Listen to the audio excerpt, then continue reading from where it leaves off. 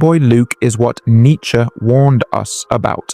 Friedrich Nietzsche was a 19th century German philosopher who had a chilling warning about the future. Nietzsche said, if you pretend to be a monster or deal with dark things for too long, you eventually turn into a monster yourself. And if you gaze long into an abyss, the abyss also gazes into you. Some people see GameBoyLuke as a Pokemon creator and an entertainer, but me, I see something darker. I see the exact cultural sickness that Friedrich Nietzsche diagnosed over 100 years ago, fully optimized for the internet age. I see Nietzsche's worst fears as it spreads and contaminates future generations, transforming from simple entertainment into a profound real-world issue. Is he dead?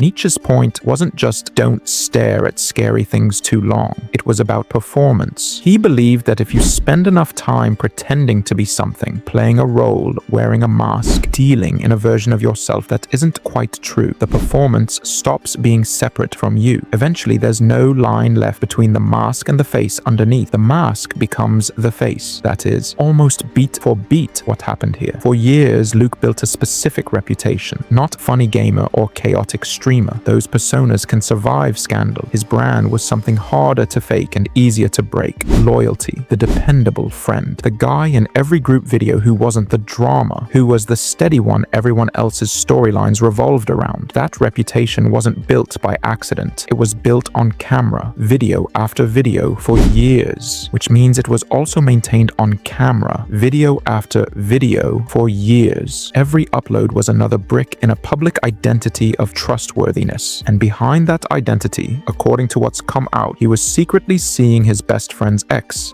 Oh my God, bro. Oh, hell no, man. What the fuck, man? Not for a week, not for a moment of weakness he immediately owned. For 6 months, while continuing to film content that reinforced the exact opposite image. Here's where Nietzsche's warning gets uncomfortably specific. He didn't just say the mask corrupts you. He said the danger is in believing you can keep it contained, that you can wear the fake face for the camera and still keep a separate, honest life running underneath it, untouched. Luke seems to have believed exactly that the loyal friend persona could stay on the surface, a performance for the algorithm, while his actual choices lived somewhere else entirely. But a persona that convincing doesn't stay surface level. It requires maintenance. It requires you to keep acting normal in group chats, keep showing up to film with the person you're betraying, keep smiling in vlogs edited around a secret. The abyss doesn't ask permission before it starts gazing back. By the time the secret came out, there wasn't a clean, real Luke to point to underneath the fake one. The fake face had absorbed 6 months of his real decisions. That's not a metaphor. That's the actual mechanism Nietzsche described. The second failure is bigger than one betrayal. It's about what happens psychologically to someone once they've decided the old rules don't apply to them. Nietzsche's most famous idea isn't really about religion, even though it's usually taught that way. God is dead was his shorthand for something more unsettling. Once people stop believing in a fixed external moral order, they don't automatically become better or freer. Most of the time, they just conclude that nothing is actually forbidden, only risky, and risk feels manageable. Consequences feel avoidable. Nihilism in Nietzsche's telling isn't chaos, it's quiet permission. Every friend group runs on an unwritten moral order like that. No contracts, no rulebook, just a shared sense of what simply isn't done. And near the top of that list, for almost every group of guys who've ever been online together, sits one specific line. You don't pursue your best friend's ex. Not casually, not it just happened, not in secret. It's not written down anywhere because it doesn't need to be. It's understood the way gravity is understood. Luke crossed it anyway, and not in a single impulsive moment he could later frame as a mistake he immediately corrected. He crossed it and then managed it. 6 months of managing it. That's not someone who slipped. That's someone who made a calculation. The bond, the audience, the friendship. None of it is quite as fixed as everyone assumes. The rule can bend for him specifically as long as no one finds out. That is nihilism in its most mundane human form, not edgy strategy, not philosophical, just a quiet decision that consequences are something that happen to other people who get caught. And the trap, as Nietzsche warned, is that this kind of thinking always overestimates its own control. You can convince yourself the rule doesn't apply to your situation. You cannot actually suspend the rule for everyone else who's still operating inside it. The friend group, the fans, the bro code. None of them agreed to Luke's private revision of the moral order. When the secret surfaced, it didn't surface into a world that had quietly updated its rules alongside him. It surfaced into the same rigid, unwritten code he thought he'd found a loophole in. That's the trap closing. Not divine punishment, just physics. Erase a boundary privately and it's still there publicly, waiting. The third failure isn't the betrayal at all. It's what happened after. Nietzsche had a specific contempt reserved for a figure he called the last man. Someone who, faced with difficulty, always reaches for comfort instead of confrontation. Not evil, not even particularly weak in an obvious way. Just someone who consistently chooses the smallest possible version of accountability, because real accountability is expensive and comfort is cheap. For Nietzsche, growth only happens through the hard thing, through facing the consequence directly in full view without cushioning it. Skip that step. Optimize for comfort instead, and you don't grow. You just stay exactly the size you were before the mistake, except now everyone can see it. When the truth came out, Luke had every opportunity to do the hard version, a real apology video, unscripted, uncomfortable, sitting in front of a camera and actually reckoning on camera with the same platform where the trust was built. Instead, what came out was a text-based statement, sterile, minimal, and, according to a large portion of the community reaction, reading like it had been generated rather than genuinely felt. Whether or not that perception was accurate, the impression it left was worse than the crime it was responding to, that even the apology was another performance optimized for minimum discomfort. This is the last man move in its purest form. Not defiance, not denial, just quiet minimization. A statement engineered to close the story as fast as possible rather than confront it honestly. The easy way out, dressed up as closure. And audiences can tell the difference almost instinctively between someone doing the hard thing and someone doing the smallest thing that technically counts as a thing. Luke chose the smallest thing. The backlash to the apology ended up rivaling the backlash to the betrayal itself, which is exactly what happens when you try to skip the abyss instead of walking through it. Put the three failures together and you get something more coherent than a creator had an affair with his friend's ex. You get a small, complete case study in exactly the psychological collapse Nietzsche mapped out over 100 years ago. First, the fake face, a persona so convincing it stopped being separate from the person wearing it. Then the no rules trap, a private decision that the moral order everyone else was still operating under simply didn't apply to him. And finally, the last man move, choosing comfort over confrontation at the exact moment confrontation was the only thing that could have actually repaired anything. None of these three failures required Luke to be uniquely bad. That's the uncomfortable part. Nietzsche wasn't describing monsters. He was describing an ordinary, predictable failure sequence available to almost anyone who builds a public self and then quietly decides the private self doesn't have to match it. Nietzsche's whole philosophy hinged on one idea, that facing the hardest version of the truth is the only path to becoming something stronger than you were. GameBoyLuke had 3 separate chances to test that idea. He avoided all 3. Subscribe for more downfalls the Pokemon community warned us about. See you in the next one.